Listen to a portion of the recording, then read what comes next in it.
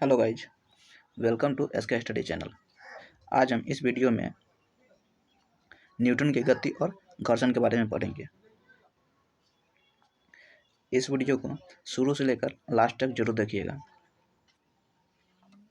जिससे एक भी क्वेश्चन ना छूटे। इस एग्जाम में भर भर के क्वेश्चन पूछा जा रहा है।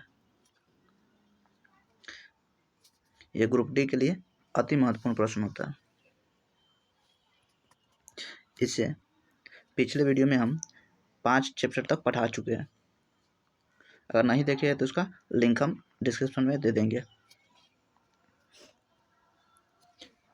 चलिए शुरू करते हैं।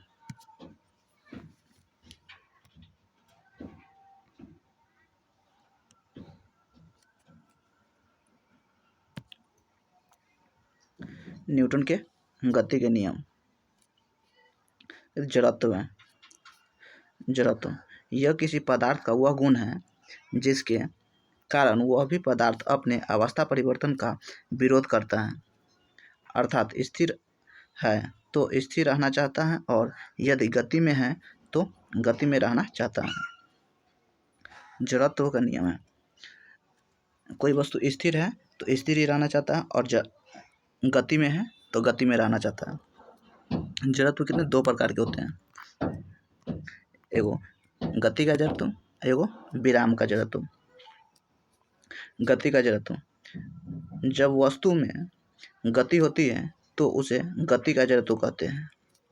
और विराम का जब वस्तु में विरामावस्था होता है तो उसे विराम का जड़त्व कहते हैं। जड़त्व का विराम से अधिक होता है। गति का जड़त्व क्या विराम से अधिक होता है। जड़त्व बराबर क्या होता है, mr² होता है। जड़त्व बराबर mr² होता है। अगला क्या है, जड़त्व वस्तु के द्रव्यमान तथा त्रिज्या पर निर्भर करता है। यह क्वेश्चन पूछता है, जड़त्व वस्तु के द्रव्यमान तथा त्रिज्या पर निर्भर करता है। द्रव्यमान जड़त्व को मापने की इकाई है। यह भी क्वेश्चन पूछता है, जड़त्व क्या है, द्रव्यमान मापने की इकाई है। जिसका द्रव्यमान अधिक होगा उसका जड़त्व अधिक होगा। न्यूटन ने अपने गति के नियमों को अपनी किताब प्रिंसिपिया में लिखा है।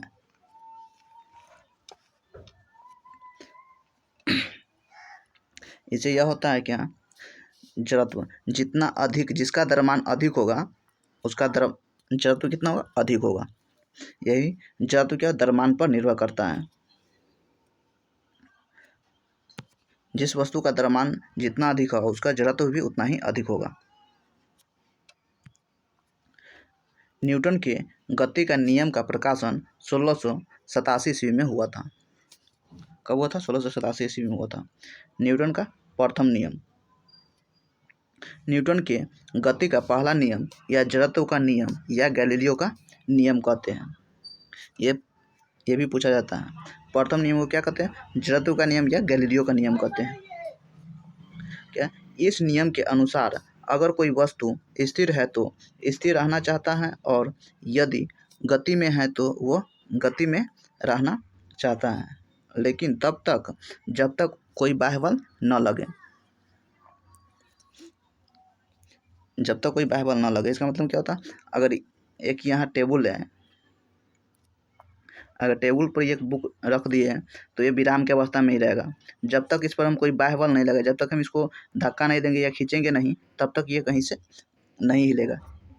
यही जड़त्व का नियम है, जब तक इस पर कोई बाह्य बल न लगे। इसका पॉइंट्स क्या है, चलती हुई बस में अचानक ब्रेक लगने से यात्री का आगे की ओर झुकना। अगला एग्जाम्पल क्या है, रुकी हुई गाड़ी के अचानक चल पड़ने से यात्री का पीछे की ओर झुकना। दरी को छड़ी से पीटने पर धूल कण का गिरना। पेड़ पौधे की टहनियों को हिलाने से फूल पत्ते का गिरना। एक गिलास के ऊपर पेपर रखा है और उसके ऊपर सिक्का रख दिया जाता है तो पेपर को खींचने के बाद सिक्का ग्लास में गिर जाता है। ये भी विराम की अवस्था के उदाहरण है। कांच में पत्थर मारने से फूट जाता है तथा गोली मारने से छेद हो जाता है।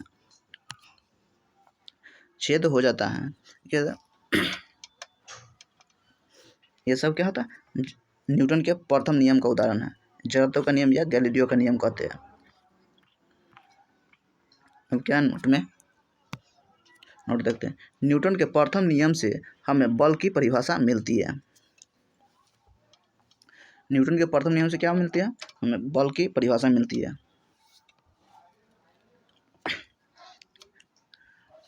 इस वीडियो को लास्ट तक जरूर देखिएगा जिससे आपको कोई भी डाउट न रहे। दूसरा नंबर में क्या है? न्यूटन का दूसरा नियम।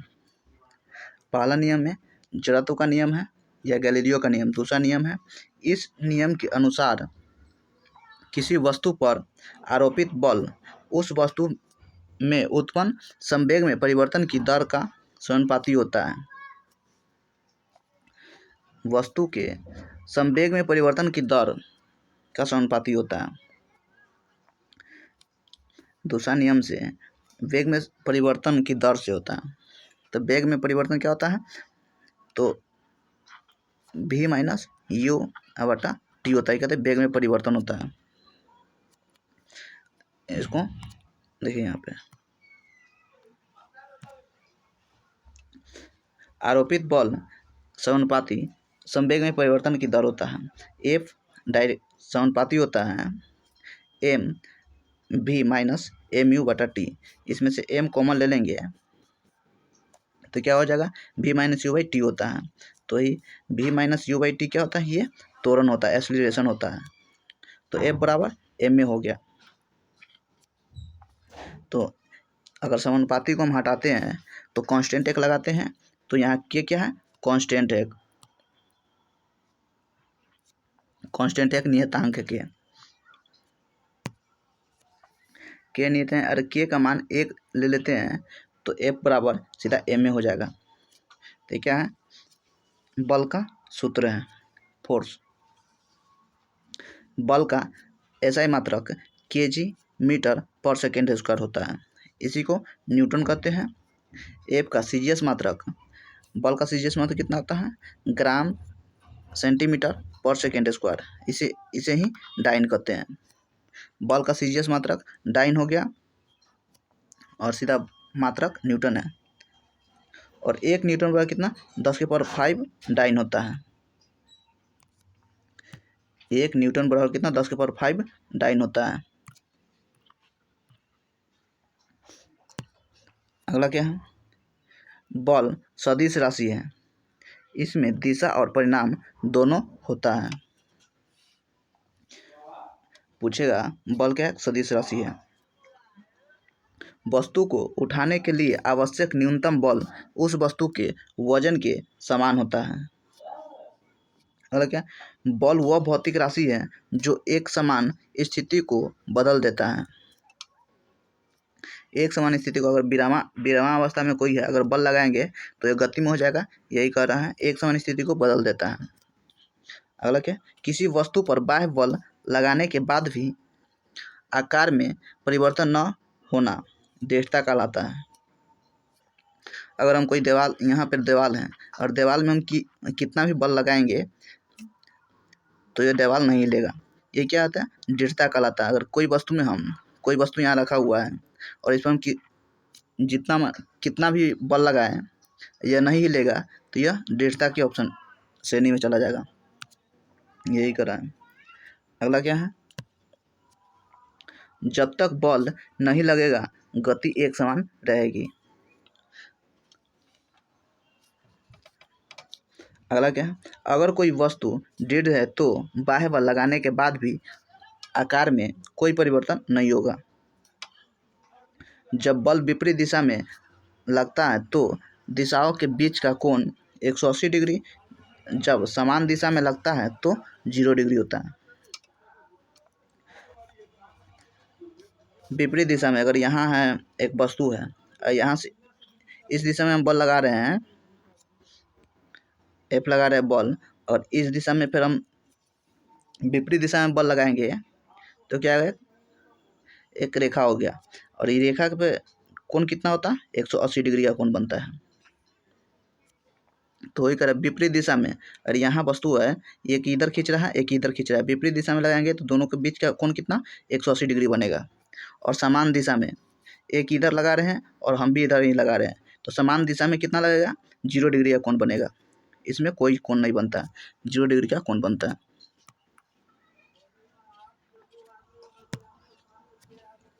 अगला क्या है, बल के विपरीत विस्थापन हो तो नकारात्मक बल कहलाता है। और कोई किसी वस्तु को इधर खींच रहे हैं, इस दिशा में खींच रहे हैं, और विस्थापन हमको इस दिशा में होगा, तो क्या होगा, ऋणात्मक होगा, नेगेटिव होगा इसका विस्थापन नेगेटिव होगा, लेकिन दूरी नेगेटिव नहीं होता है। अगला क्या है, किसी निश्चित बल के लिए द्रव्यमान त्वरण के व्युत्क्रमानुपाती होता है।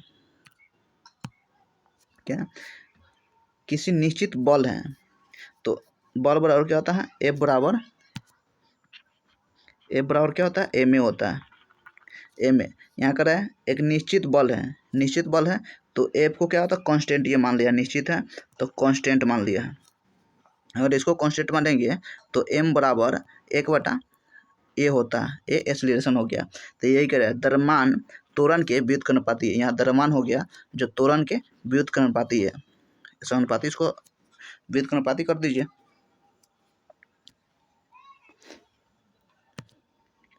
अगला क्या है, एग्जाम्पल इसका देख लीजिए। टेनिस के गेंद की तुलना में क्रिकेट की गेंद से चोट अधिक लगता है। गेंद की तुलना में फर्श पर चोट अधिक लगता है। ऊंची या लंबी कूद में जमीन को खोदकर हल्का कर दिया जाता है ताकि चोट कम लगे। अगला क्या, बड़े कील को अधिक गहराई तक धंसाने के लिए हथौड़े से अधिक चोट किया जाता है। कराटे खिलाड़ी ईंट को तोड़ने के लिए अधिक चोट मारते हैं। न्यूटन के दूसरे नियम से हमें बल की सूत्र का प्राप्त होता है। न्यूटन के दूसरे नियम से क्या, बल की सूत्र प्राप्त होता है। इसका हम लास्ट में ट्रिक भी बताएंगे याद करने का। तीसरा नियम क्या है, न्यूटन का तीसरा नियम, प्रत्येक क्रिया के बराबर तथा विपरीत क्रिया में प्रतिक्रिया होता है। न्यूटन के तीसरे नियम दो बातें स्पष्ट होती है। न्यूटन के तीसरे नियम से क्या, दो बातें स्पष्ट होती है। बल हमेशा जोड़े में होगा, यह कभी अकेला नहीं होता है। बल क्या होता है, हमेशा जोड़ा में होता है, कभी अकेला नहीं होता है। क्रिया और प्रतिक्रिया दोनों अलग अलग वस्तुओं पर लगने वाला बल है।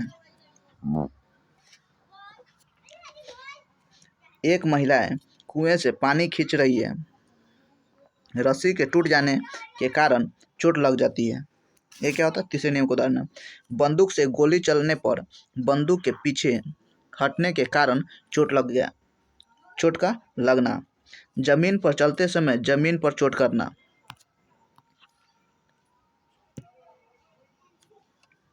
पानी में तैरते समय पानी पर चोट करना।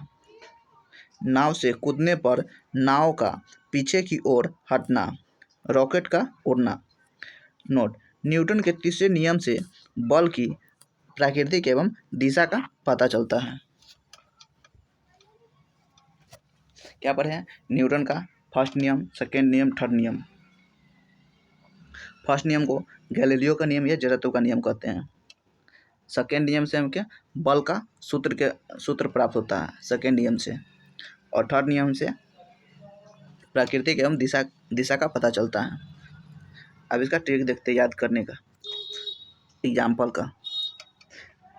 गति या विरामा का विरोध करता है। प्रथम नियम में क्या होता है, गति या विरामा का विरोध करता है प्रथम नियम में।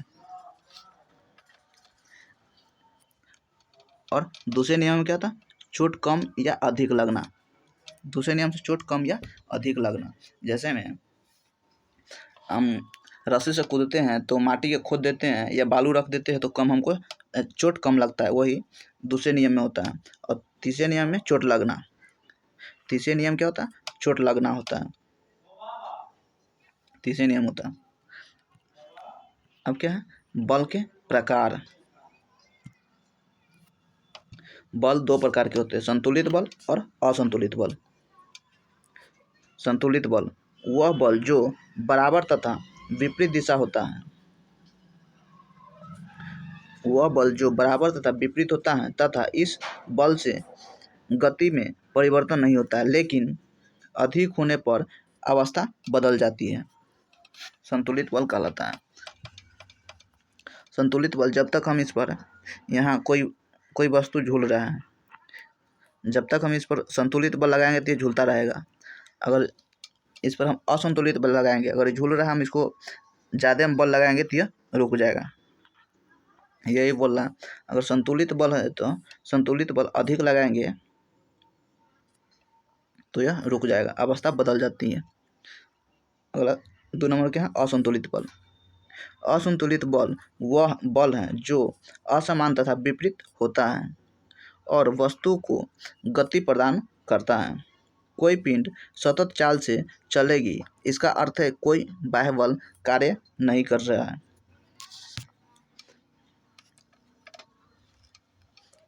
सतत चाल से चल रही है तो इसका मतलब है क्या, इस पर कोई बल, बाह्य बल कोई कार्य नहीं कर रही है। अगला क्या, संतुलित बल द्वारा किसी वस्तु की गति की अवस्था में परिवर्तन लाया जा सकता है। असंतुलित बल द्वारा किसी वस्तु की अवस्था में परिवर्तन लाया जा सकता है।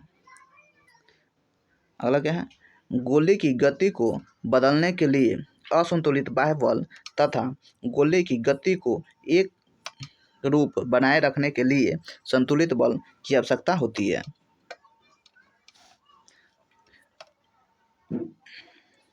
क्वेश्चन क्या है, एक घोड़ा टांगे को खींच रहा है तो घोड़ा आगे बढ़ता है, किसके कारण, तो पृथ्वी द्वारा घोड़े पर लगाए गए बल के कारण होता है। ऑप्शन नंबर डी होगा इसका।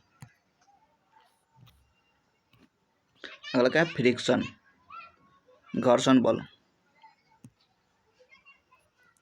घर्षण, फ्रिक्शन।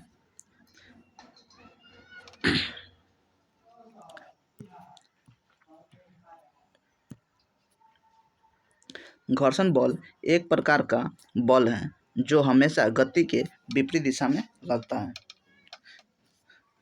खींच रहा है, एक समान है, वस्तु है और वस्तु को इस दिशा में खींच रहा है, लेकिन घर्षण फ्रिक्शन की तरह इसके विपरीत दिशा में लगता है। घर्षण क्या है, घर्षण एक प्रकार का बल ही है जो वस्तु के विपरीत दिशा में लगता है।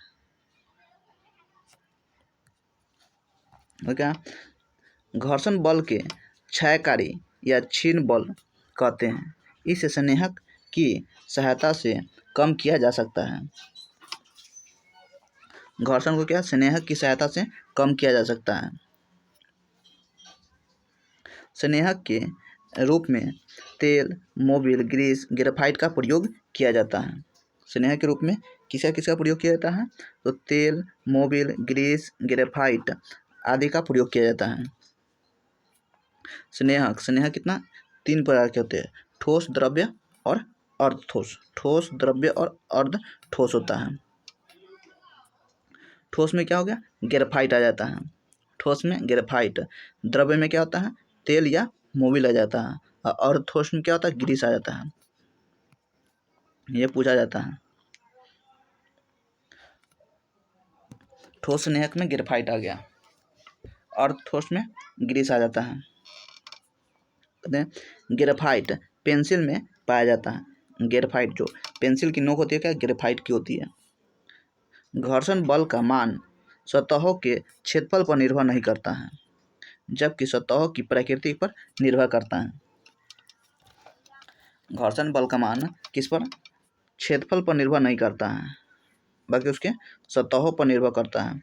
अगर क्षेत्रफल बड़ा होगा, चिकना होगा, तो घर्षण कम लगेगा, और वही क्षेत्रफल कम होगा और खुरदरा होगा तो घर्षण अधिक लगेगा। यही कारण क्षेत्रफल पर निर्भर नहीं करता है, उसकी प्रकृति पर निर्भर करती है। अगर किसी गतिमान वस्तु पर कोई बल कार्य नहीं कर रहा है तो वह घर्षण के कारण रुक जाएगी। जैसे में हम अगर गेंद फेंकते हैं तो इस पर कोई बाह्य नहीं कार्य करता है, तो यह कहीं ज़्यादा दूर जाकर या कहीं जाकर रुक जाएगी, कहीं एक जगह जाकर रुक जाएगी। यही कारण अगर किसी गतिमान वस्तु पर कोई बल कार्य नहीं कर रहा हो तो वह घर्षण के कारण रुक जाएगी। दो सतहों अनियमितता के कारण घर्षण बल लगता है।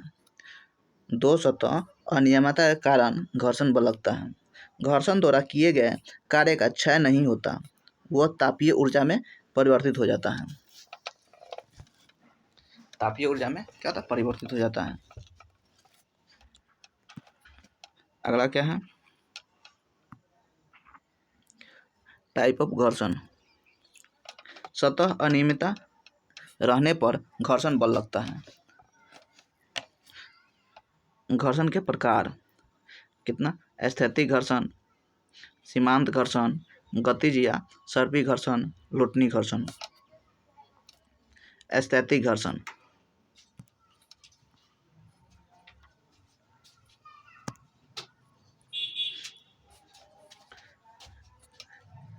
ये एक टेबल है, मेज है, मेज पे ये बुक रखा हुआ है। इस पर क्या स्टैटिक फ्रिक्शन लग रहा है कि स्थैतिक घर्षण लग रहा है। ये विरामांक के कोई भी वस्तु विरामांक की अवस्था में रहता है तो वो क्या होता है? स्थैतिक घर्षण रहता है।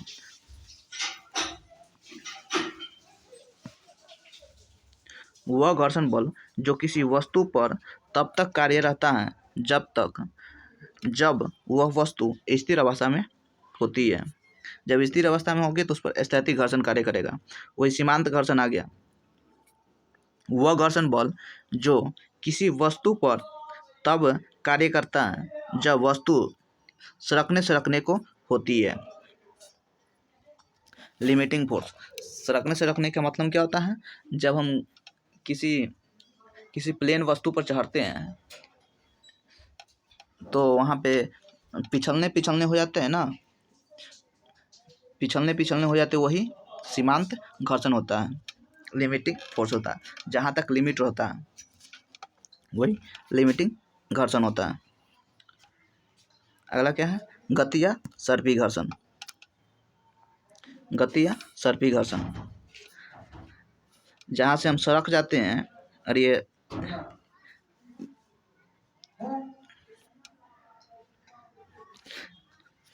एक कोई स्थान है, यहाँ से अगर सीढ़ी इसको मान लेते हैं तो ये क्या है? एक सीढ़ी है जो पिछलने वाला है, और यहाँ से अगर पिछलने लगे तो ये क्या होता है?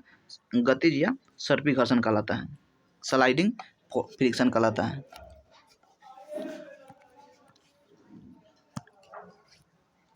वह घर्षण बल जो किसी वस्तु पर तब कार्य करता है जब वह वस्तु किसी अनंत इंक्लाइंड सतह पर फिसल रही हो।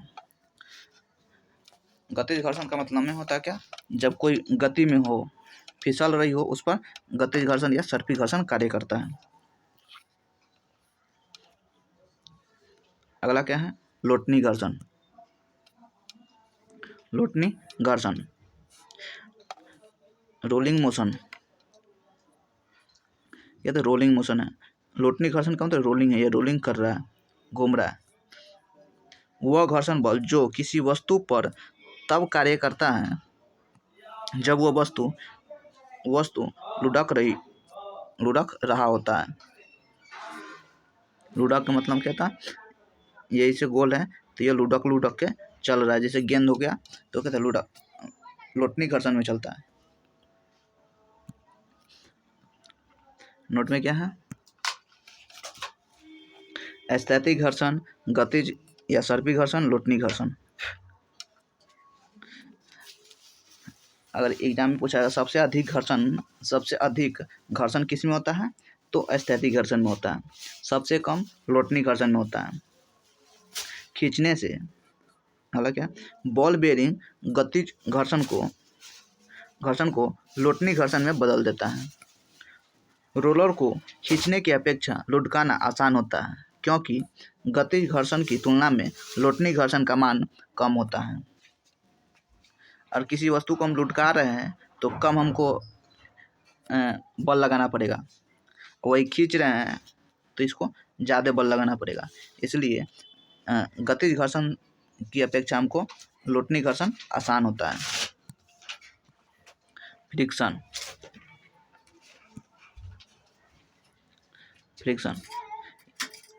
फ्रिक्शन दो प्रकार के होते हैं। घर्षण कितने, दो प्रकार के, सकारात्मक घर्षण और नकारात्मक घर्षण। वैसी घर्षण जिससे हमें लाभ हो वो कहते हैं सकारात्मक घर्षण कहलाता है। नकारात्मक घर्षण वैसी घर्षण जिससे हमें हानि हो, नकारात्मक घर्षण कहलाता है। क्या, घर्षण के लाभ और हानि। घर्षण कम होने के कारण हम बर्फ पर फिसल जाते हैं। घर्षण कम होने के कारण क्या, तो बर्फ पर पिछल जाते हैं। घर्षण अधिक होने के कारण हम बालू या पानी में नहीं चल पाते हैं।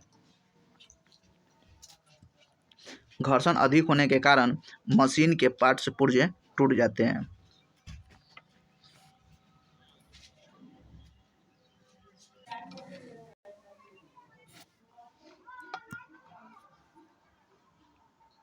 घर्षण की कमी होने पर मशीन चल नहीं पाती है। इसका मतलब क्या होता है, अगर फ्री हो गया, घर्षण नहीं लगेगा तो वह फ्री हो जाएगा, तो वह चलेगा नहीं। और घर्षण अधिक होगा तो पार्ट पुर्जे टूट जाएगा। अगर जाम हो गया, घर्षण अधिक हो गया तो यह चलेगा नहीं, जिससे पार्ट पुर्जा टूट जाएगा। यही करा, घर्षण अधिक होने के कारण पार्ट पुर्जे टूट जाते हैं और घर्षण कम होने के कारण मशीन चल नहीं पाती है।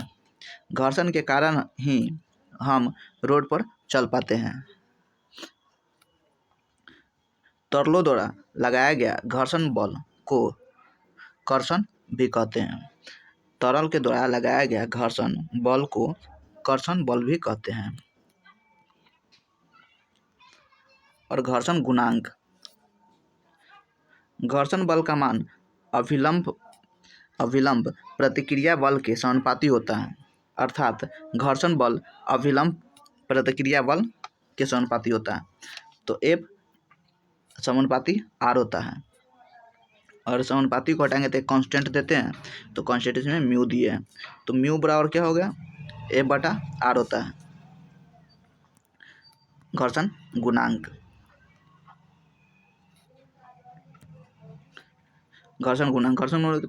घर्षण बल बटा अभिलंब प्रतिक्रिया बल होता है। म्यू क्या, घर्षण गुणांक है। घर्षण गुणांक मात्रकहीन और विमाहीन होता है। मात्रकहीन और विमाहीन इसलिए होगा क्योंकि बल का मात्रक न्यूटन होगा, और ये अभिलंब प्रतिक्रिया बल है, ये भी बल है और ये भी बल है। दोनों का मात्रक न्यूटन होता है। न्यूटन से न्यूटन कट जाएगा तो 0 बचेगा। तो यही मात्रकहीन एवं विमाहीन होता है। घर्षण गुणांक का मान मात्रकहीन एवं विमाहीन होता है। घर्षण गुणांक का मान 0 से 1 के बीच में होता है। घर्षण गुणांक का मान कितना, 0 से 1 के बीच में होता है। घर्षण बल के अधीन किया गया कार्य ऋणात्मक होता है। घर्षण बल के अधीन किया गया कार्य क्या होता है, ऋणात्मक होता है। जय हिंद। इससे अगले वीडियो में इसका क्वेश्चन देखेंगे, ऑब्जेक्टिव क्वेश्चन देखेंगे। अगर मेरे चैनल पर नए हो तो सब्सक्राइब जरूर कर लें। Thank you.